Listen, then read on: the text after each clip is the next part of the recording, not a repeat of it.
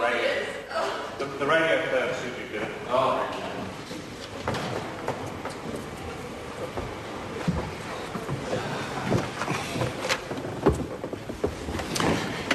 The House is resumed. The House is considering the first reading of the Summary Proceedings Amendment Bill number 2. Honourable Kate Williamson has just had the call accepted. Thank you, Mr. Speaker. Thank you. Well, before the break, Mr. Speaker, I had moved that the Summary Proceedings Amendment Bill number 2 be now read a first time. This bill, Mr. Speaker, addresses a misclassification of some minor property offences by adding them to Schedule 1 of the Summary Proceedings Act 1957. It also validates the proceedings that have occurred without jurisdiction because of that misclassification. The way in which a criminal case proceeds through the courts in New Zealand is largely dependent on how the charges are laid. Charges can either be laid summarily, which means they are tried by a judge alone, or indictably, which are tried before a jury. Purely indictable offences can only be tried by jury. There are certain limited exceptions to this rule, such as when there is a threat of juror intimidation. Purely summary offences can only be heard by a judge alone. All offences in the Crimes Act are indictable offences. The exception is if the definition of the offence explicitly states that it can be tried summarily, or if the offence is listed in Schedule 1 of the Summary Proceedings Act 1957.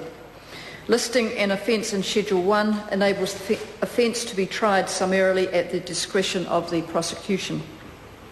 An amendment to the Summary Proceedings Act that came into force in June 2008 excluded some minor property offences in the Crimes Act from Schedule 1 of the Summary Proceedings Act. The offences are theft of property not exceeding $500, obtaining by deception where the value of the property does not exceed $500, and receiving property not exceeding $500. The intention on the part of the previous government was to make these purely summary offences that would always be heard by a judge alone. These offences were intended to be purely summary because they are all minor property crimes where the value of the property does not exceed $500, including shoplifting and theft from vehicles, and are punishable by imprisonment for a term not exceeding 3 months. Therefore, these offences fall below the current threshold for the right to a jury trial in Section 24E of the New Zealand Bill of Rights Act 1990 and Section 66 of the Summary Proceedings Act 1957. Unfortunately, excluding these offences from Schedule 1 did not achieve the intended effect. In fact, it achieved the opposite effect. It made them purely indictable offences. This means that since 2008, these offences should have been tried by jury in every case. Because many of these cases have been laid summarily instead of indictably, those prosecutions proceeded in the absence of sufficient legal jurisdiction.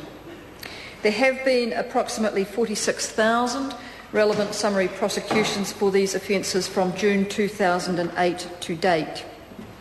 This means that 46,000 proceedings could potentially be challenged, deemed to have proceeded without legal jurisdiction, and nullified.